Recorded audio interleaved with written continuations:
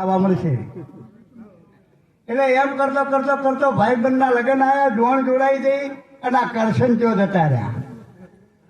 હવે આ કરશન જતા રહ્યા ને એટલે વેવાઈના મોડવે ગયા એટલે વેવાઈએ જમવાની પંગત પાડી. એટલે કરશનને એમ થઈ ગયું કે પહેલા નંબરમાં બેસી જાઉં તો પહેલો આવી જાય. પહેલા નંબરની પંગતમાં પહેલો સૌથી દેવું ને તો સૌથી પહેલો શીરો મારી થાળીમાં આવી જાય. એટલે આ કરશન દઈ ગયા.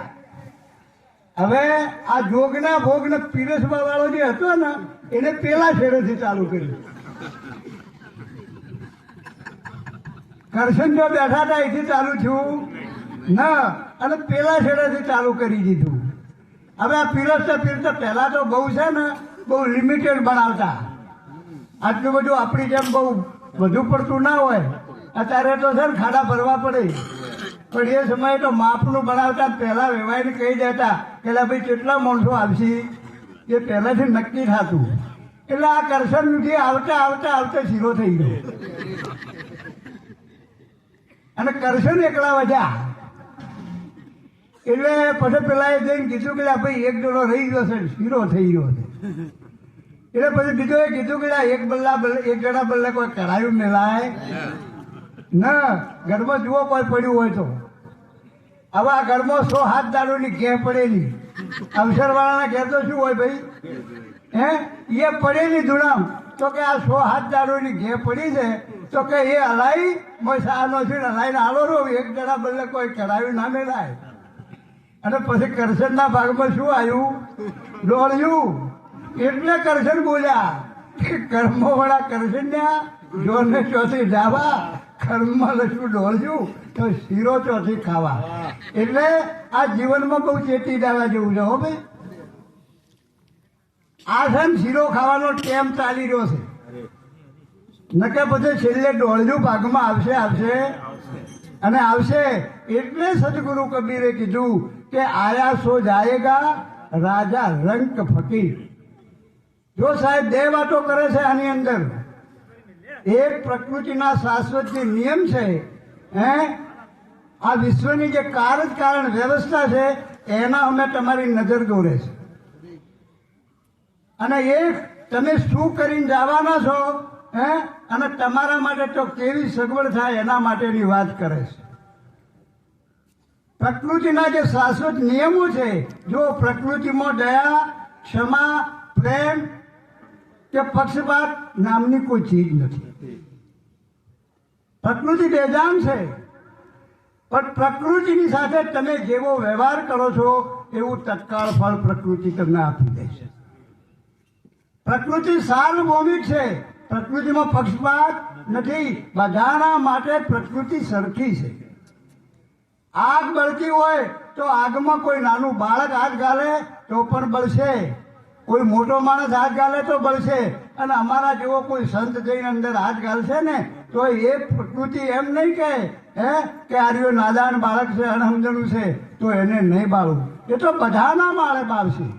આગ બધાના માટે ગરમ હોય છે. એટલા માટે આપણા પોતાના બનાવેલા નિયમોમાં ફેરફાર થાય છે. પ્રકૃતિના નિયમમાં ફેરફાર થતા નથી. આપણે જે નિયમ બનાવીએ છીએ એમાં ફેરફાર થઈ જાય છે.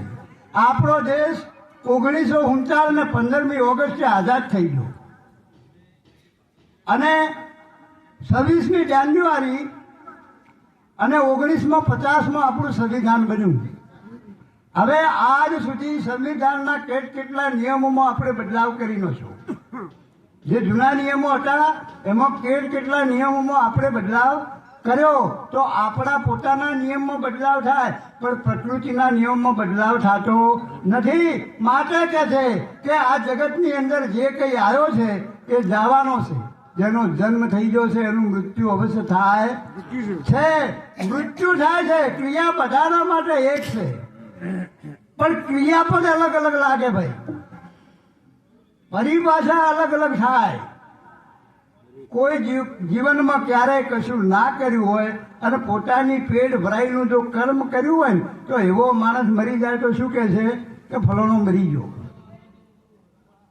મરવાનું બધાને, જો મરવું તો બધાને, પણ એના માટે શબ્દ શું વપરાશે કે ફલાણો મરી ગયો.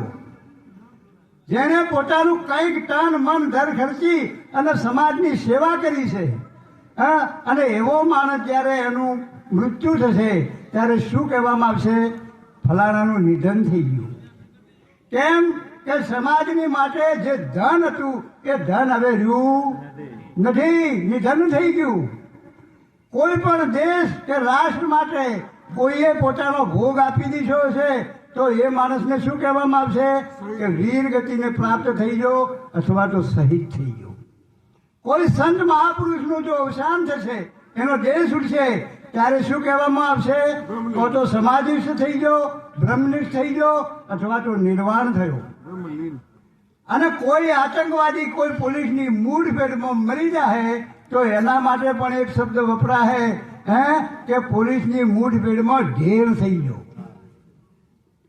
જો પરિભાષા બધા માટે અલગ અલગ છે, એટલે આપણે કઈ પરિભાષા વાપરવી વપરાય એના માટે જીવનમાં પ્રયત્ન કરવો જોઈએ. એટલે સાહેબ કહે છે કે એક સિંહાસન ચર ચલા, એક બોધા બાંધ ચલા જંજીર. હવે જુઓ, મરે છે ત્યારે કોઈએ સિંહાસન ઉપર બેસીને કોઈને ભાળ્યું છે કે કોઈને કોઈ ડેડીઓ બોધીને કોઈ લઈ જતા ભાળ્યું નથી. કથન પ્રતિકાત્મક છે, પરંતુ તમે જીવનની અંદર જેવા કર્મ કરો એ પ્રમાણે તમારું સિંહાસન તૈયાર થાય છે અને એ જ પ્રમાણે તમારી જંજીર તૈયાર થાય છે. એક બાળક આપણું જ્યારે જન્મતું હોય છે ત્યારે જન્મથી કોઈ રાજા, કોઈ રંગ કે કોઈ ફકીર જન્મતું નથી. બાળક પોતાના પૂર્વજન્મના સંસ્કાર લઈને આ જગતમાં આવે છે અને અહીં આવ્યા પછી એને જેવી સંગતિ મળે છે અને જે દિશામાં સમર્પણ ભાવથી એ ગતિ કરે છે એ પ્રમાણે એના જીવનનું નિર્માણ થાય છે. એ જ પ્રમાણે એના જીવનનું નિર્માણ થાય છે. બાળક આપણા ઘેર જન્મ્યું ત્યારે જુઓ, મા બાપની જવાબદારી વધી જાય. બાળક જન્મ્યા પછી માતા પિતાની જવાબદારી વધી જાય છે અને આપણે વિચાર કરીએ છીએ કે મારું બાળક મોટું થાય એટલે ડોક્ટર બને, મારો બાળક મોટો થાય એટલે એન્જિનિયર બને, મારો બાળક મોટો થાય એટલે કોઈ મિનિસ્ટર, બેરિસ્ટર ગમે તે બને. આપણે ભવિષ્યમાં વિચારીએ છીએ ને કે મારા બાળકનું ભાવિ કઈ રીતે નિર્માણ થાય, પણ હજી સુધી આપણે એ પણ નથી વિચારતા કે એન્જિનિયર, ડોક્ટર કે મિનિસ્ટર બને કે ના બને, પણ મારો બાળક મોટો થઈ અને એક સારો માણસ બને. બાળકને સંસ્કારની જરૂર છે અને બાળક સંસ્કાર મેળવે છે ક્યાંથી? બાળક પોતાના સંસ્કાર મેળવે છે પોતાના ઘરથી. બાળકની પહેલી જો કોઈ ગુરુ હોય તો એની માં છે. કેમ કે બાળક નાનું છે, હજી એને બોલવાની કંઈક સમજણ પડતી નથી, પણ બાળક જે એની માં છે, એની માની જે ભાવભંગીમાં છે, એ માનો જે વ્યવહાર છે એ બાળક જુએ છે અને એ એને ગ્રહણ કરે છે. અને બાળકનું બીજા ગુરુ છે એનો પિતા અને એનો પરિવાર.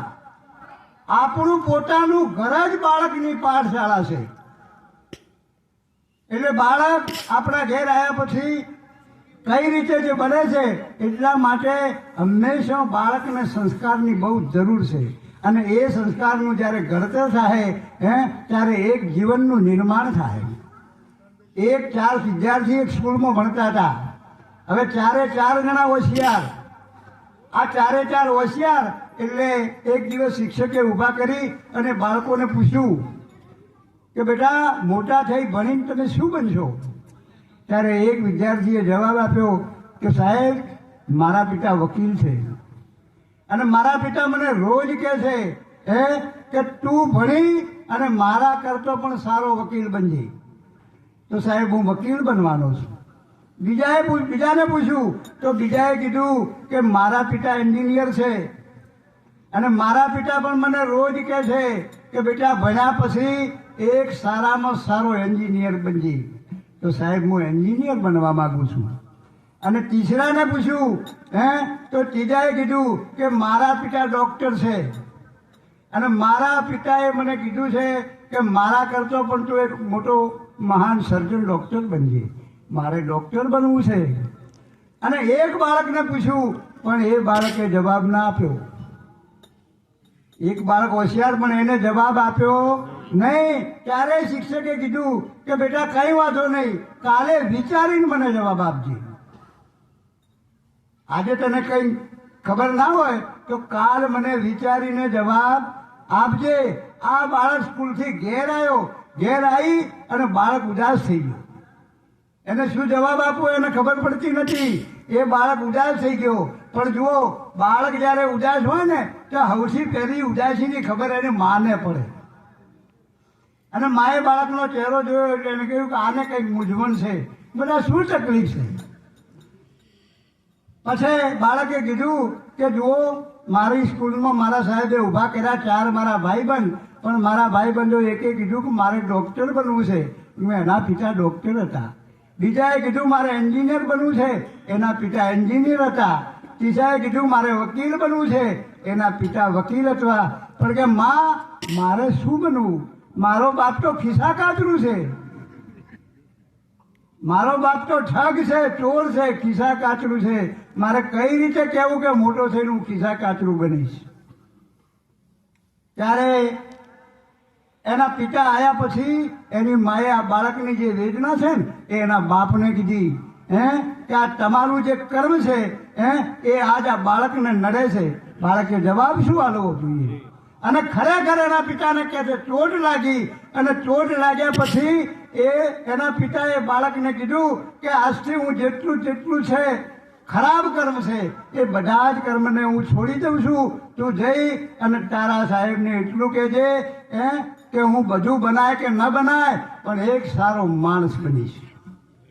અને એ બાળકે સાહેબને બીજા દિવસે કીધું કે સાહેબ એન્જિનિયર ડૉક્ટર બનાય કે ના બનાય પણ એક સારો વ્યક્તિ હું બનીશ.